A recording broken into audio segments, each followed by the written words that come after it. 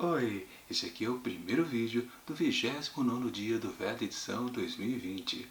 E o que temos para agora é a resenha do conto Quero Ajudar o Brasil, escrito por Monteiro Lobato, aqui da sua coletânea Negrinha, dentro do nosso projeto Contos do Meio-Dia, também edição 2020. Já contei este caso, vou contá-lo de novo, hei de contá-lo toda a vida, porque é um grande conforto de alma, é a coisa mais bonita que ainda vi. Assim começa Quero Ajudar o Brasil, escrito por Monteiro Lobato, que conta a história que talvez seja uma história até verdadeira, mas daqui a pouco eu vou comentar sobre isso. Mas o que vale é que este narrador aqui é um empresário, ele está investindo em petróleo no Brasil, em plenos anos 1930. E sim, tinha aquele pequeno problema, ainda não havia petróleo no Brasil. Pois é, ele temou em procurar algo que não existia ainda, mas não tem problema. Aquela coisa da expectativa, ter aquela ideia fixa na cabeça. Sim, isso existe em nossas terras e hei de achar. Para isso, claro, ele precisava de muita grana, então ele fundou uma empresa com, claro, capital aberto. Então precisava oferecer as ações para que as pessoas, inclusive pessoas comuns, comprassem elas e a companhia pudesse sim ter capital para poder prospectar exatamente o tal do petróleo. Mas é aquela coisa, né? Às vezes é difícil você convencer as pessoas a investir um capital, mesmo que pouco, numa empresa que pode dar em nada, porque vamos combinar, né? Se até aquele dia não acharam petróleo no Brasil, por quê?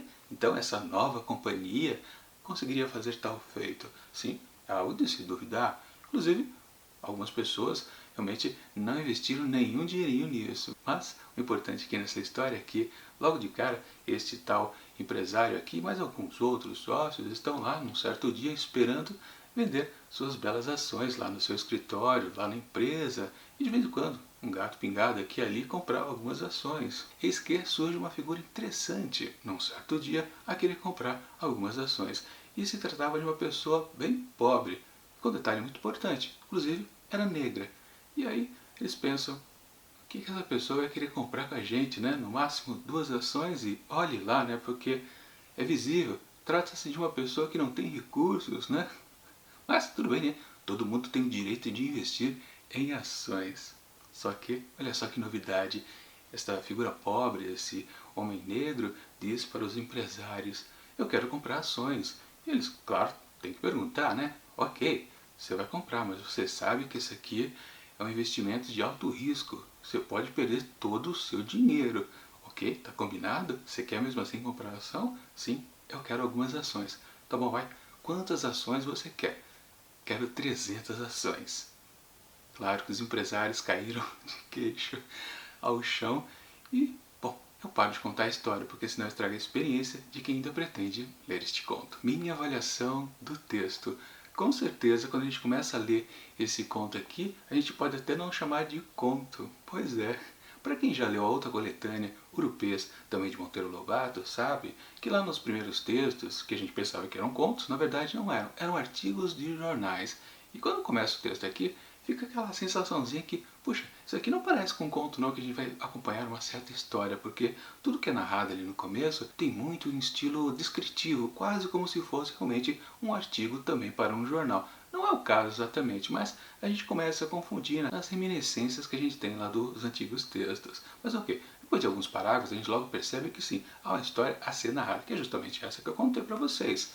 Esta pessoa e mais outros sócios abriram a companhia de petróleo e estão vendendo ações dela. Eis que surge uma pessoa pobre, literalmente um homem que não aparenta ter recursos, mas pelo visto ele tem, né? Já que ele quer comprar 300 ações. Bom, não vou dar mais detalhes exatamente do que se trata, mas o que vale sim é que temos mais uma vez também que considerar que temos nessa história de Monteiro Lobato a figura do negro. E sempre quando aparece uma personagem com essas características, a gente tem que sempre, infelizmente, tem que prestar atenção no que é dito no texto para saber se o autor foi ou não foi racista, como é pregado, que ele era e patati patatá.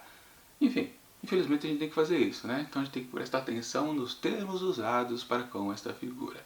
E vamos combinar, né? Em algumas passagens aqui, realmente, há uma certa comparação entre branco e preto no que cada um pode fazer perante lá a sociedade. E muitas vezes é colocado como que esse preto que está querendo investir ali, né, na companhia, ele está talvez tomando uma atitude de um branco, quase um homem negro com a alma branca, e vocês sabem que essa expressão já gerou processo nos últimos anos, né, na última década mais ou menos, com figuras super conhecidas do mundo jornalístico. Não vou me estender exatamente nisso, mas esse tipo de expressão hoje em dia se vale realmente a um processo, mas naquele tempo a gente pode considerar que talvez não. Na verdade, é sempre bom frisar essas coisas.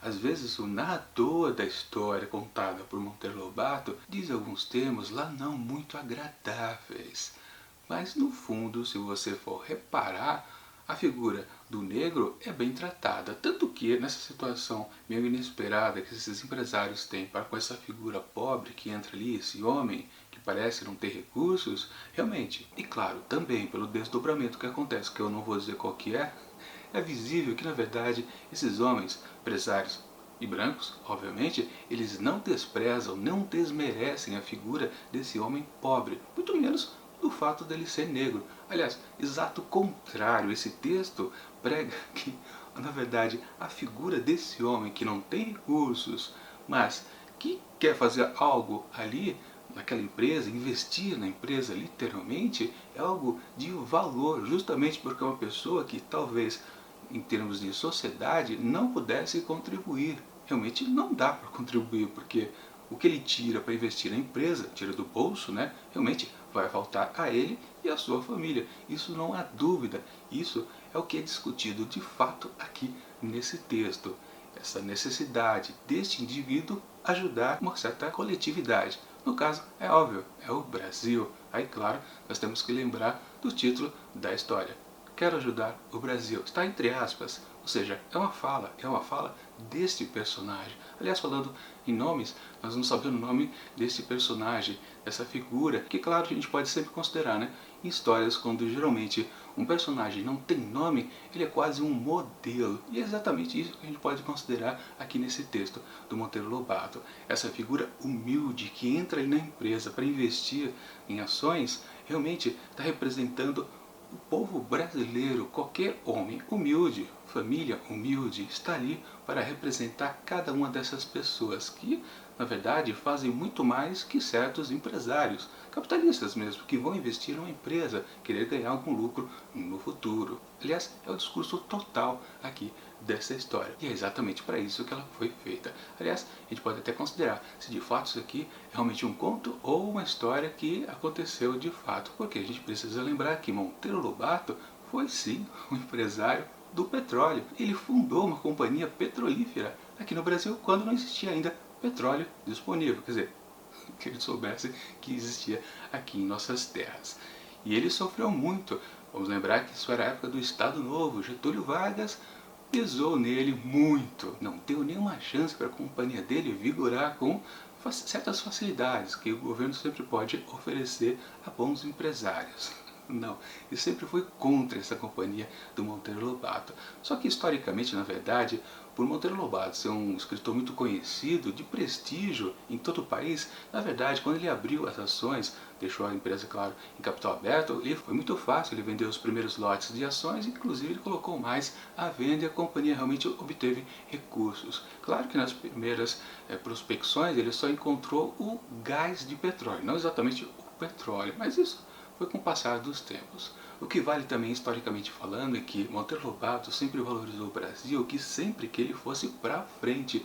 E muitas vezes, quando ele fala mal de certos tipos brasileiros, seja do caipira, seja do negro, na verdade ele está reclamando que certa parte da população não acompanhou o progresso. Não que ele seja contra o caipira, não que ele seja contra o negro. Ele é contra essa massa de miserável que na verdade foi se formando ao longo dos anos e que não acompanha o resto do país. E ele sabe que esse ponto, esses detalhes da sociedade pode prejudicar o todo. E claro, quando ele era um grande empresário, ele trabalhou no ramo editorial de livros, ele tinha suas editoras, era um escritor que tinha editora, investiu muito nisso. Depois ele investiu também em ferro, como também agora no caso aqui em petróleo. Ou seja, ele sempre estava tentando fazer com que através de suas empresas, o Brasil também progredisse um pouco com também tecnologia de ponta, coisa que o pessoal aqui no resto da América Latina não tinha nada, né? Ele tinha essa visão. O Brasil podia ser tão forte quanto os Estados Unidos. E aí, claro, vem um grande problema a respeito do tema petróleo. Ele acabou descobrindo, aliás, um fato histórico também, né? Um órgão do governo que era contra a companhia do Monteiro Lobato era a Companhia Nacional de Petróleo, ou melhor, Conselho Nacional de Petróleo. E, aliás, esse órgão foi fundado um ano depois que esse texto aqui foi escrito. O conto é de 38 e esse órgão governamental é de 39. E naquelas, né?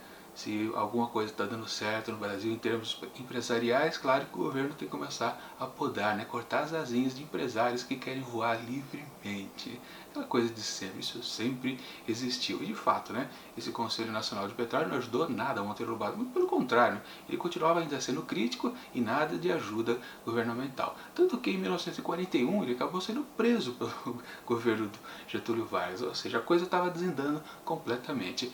Essas coisas de vai e vem, Monteiro Lobato tentando descobrir os motivos dessa não aceitação do governo em querer desenvolver essa indústria. O que ele descobriu, o que ficou evidente, bom, foi que no fundo os Estados Unidos, desde o começo do século, já prospectava reservas de petróleo aqui no país. Olha só, e todos os governos, consequentemente, encobriam isso, ou seja, não havia o interesse em procurar petróleo aqui por causa dos poderosos lá de cima. Olha só que sacanagem, né? E por causa disso, Monteiro Lobato ficou tão desgostoso que largou mão de tudo isso, já estava falido então, depois que ele saiu da prisão e tudo, realmente ele se lascou com essa história de petróleo, tentando ajudar o Brasil mais uma vez. Acabou tendo que fazer tradução de livro para poder sobreviver.